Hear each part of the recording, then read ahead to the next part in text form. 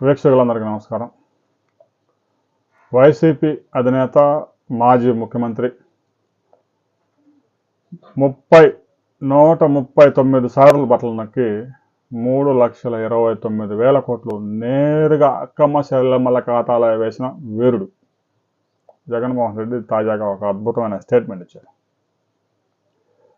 Neat paper leak అయినందుకు బాధ్యత తీసుకొని కేంద్రంలో విద్యామంత్రిగా ఉన్న ప్రస్తుతం మాజీ అయిపోయాడు ధర్మేంద్ర ప్రధాన్ రాజీనామా చేశారు. మరి ఆంధ్రప్రదేశ్లో మెగా డిఎస్సి పేరుతో అనేక అక్రమాలకు పాల్పడ్డారు. ఆంధ్రప్రదేశ్లో విద్యాశాఖ మంత్రి నారా లోకేష్ ఎందుకు రాజీనామా చేయరు అని నిలదీస్తా ఉన్నారు. ఎక్కడ దేశంలో ఏ సంఘటన జరిగినా దాన్ని తీసుకొచ్చి మంత్రి నారా లోకేష్కి చుట్టాలనే చేస్తున్న ప్రయత్నంలో నారా లోకేష్ని పెద్ద హీరోని చేసి పడేశారు. కనీసం వార్డు మెంబర్ కూడా గెలవలేనోడు, సర్పంచ్ కూడా గెలవలేనోడు, ఎంపీపీగా కూడా కాలేనోడు మంత్రి అయ్యాడని చెప్పేసి ఎకసకాలు వేశారు. మంగళగిరిలోనే ఓడిపోయినోడు అంటూ ఓడిపోయిన చోటే ఆంధ్రప్రదేశ్లోనే టాప్ 3 మెజార్టీలో ఒకటిగా తీసుకొచ్చి మంగళగిరిని తీర్చిదిద్దారు. ఇక మంగళగిరిలో వైసీపీ నుంచి పోటీ చేయడానికి దిక్కే లేదు. ఎవడో నామకే వాస్తవకని పెట్టడం, లేదంటే జై భీమ్ నేత ఎలాగ ఉన్నాడు కాబట్టి అతను దింపుతారు. ఇది 60 ఓట్లు సాధించిన అగ్రనేతనే. తాజాగా జగన్మోహన్ రెడ్డి చేసిన ట్వీట్ ఎలా ఉందంటే, నీట్ పేపర్ లీక్ అయింది, దానికి బీజేపీ ప్రభుత్వమే బాధ్యత వహించాలి. ఎందుకంటే గతంలో కూడా ఒక ఏడాది లీక్ అయింది.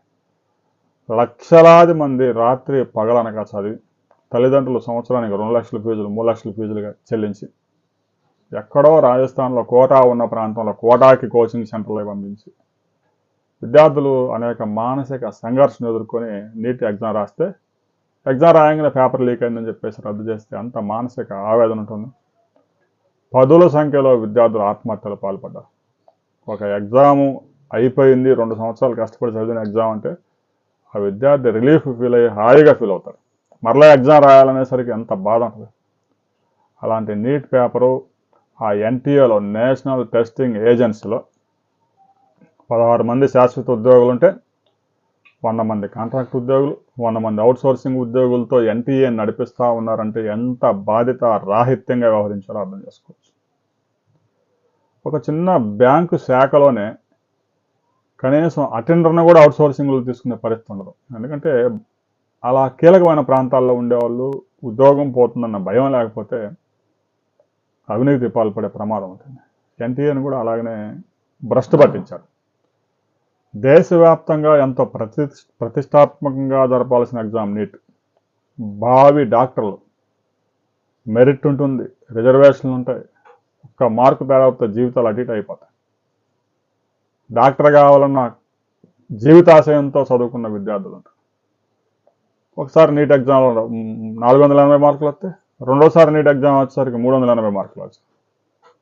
అంటే ఫస్ట్ టైం వచ్చినప్పుడు అయితే ఎంబీబీఎస్ సీట్ వచ్చింది, రెండోసారి రాసినప్పుడు సీట్ రాకుండా పోతే ఎంత బాధ ఉంటుంది.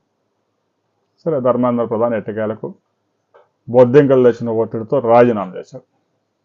ఇప్పటికైనా జాతీయ స్థాయిలో రాష్ట్ర స్థాయిలో నిర్వహించే పరీక్షల విషయంలో కేంద్ర రాష్ట్ర ప్రభుత్వాలు కేర్ చేసుకోవాలి. పేపర్ లీక్ అయిందంటే అది ఆషామాషి వ్యవహారం కాదు. నీట్ పేపర్ లీక్కి ఆంధ్రప్రదేశ్లో డిఎస్సిలో అవకతవకలు జరిగాయంటూ జగన్మోహన్ రెడ్డి చేస్తున్న ఆరోపణలకి బోడిగుండికి తీసుకొచ్చి ముడేసినట్టుగా కనిపిస్తోంది. ఇక డిఎస్సిలో దాదాపుగా లక్షలాది మంది డిఎస్సి రాశారు. మరి డిఎస్సిలో అన్యాయం జరిగింది, అక్రమాలు జరిగాయని మీరు కూడా బొద్దింకలాగా ఒక పిలుపునిచ్చి మొత్తం విజయవాడలో ధర్నా చౌక్ పిలవచ్చుగా. బీఆర్టీఎస్ రోడ్డు కూడా ఖాళీగానే ఉంది, ఒక్కరు కూడా రాడు. ఎందుకంటే డిఎస్సీలు ఎక్కడ ఉద్యోగం పొందినవాడు నేను ₹1 ఇచ్చి నేను ఉద్యోగంలోకి వచ్చాను అని ఆరోపించమనండి.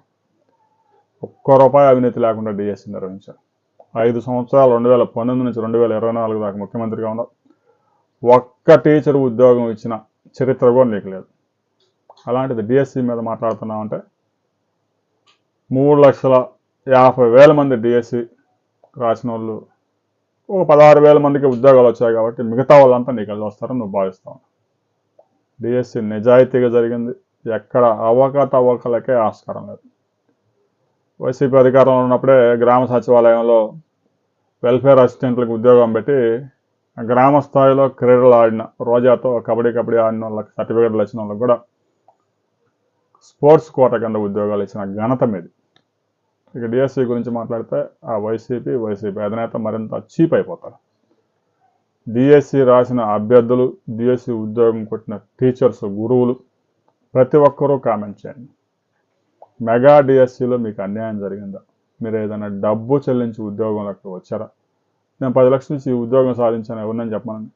సరే, డిఎస్సి ఉద్యోగం రానోళ్ళు డిఎస్సిలో అవకతవకలు జరిగాయి, అన్యాయం జరిగింది, నాకంటే తక్కువ మెరిట్ వచ్చినప్పుడు ఉద్యోగం ఇచ్చారు అని ఎక్కడైనా ఉందా? ఏం లేదు.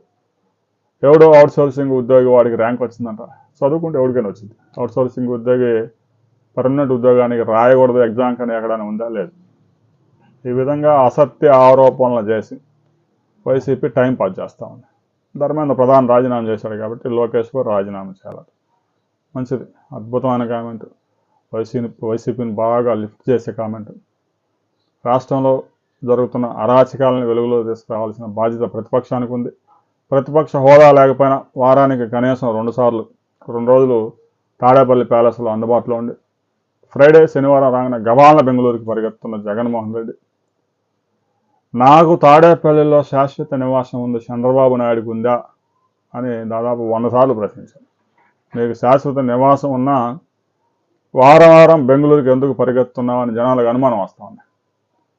బెంగళూరు ప్యాలెస్లో ఏమైనా బంగారం టన్నులు ఏమైనా దాచిపెట్టారో అనుమానాలు కలుగుతాయి. మరి ఈడీ, సిబిఐ ఒకసారి దాడి చేస్తే ఆ ప్యాలెస్లో ఆ బంగారం గనులు 1000 టన్నుల బంగారం ఉందంటున్నారు.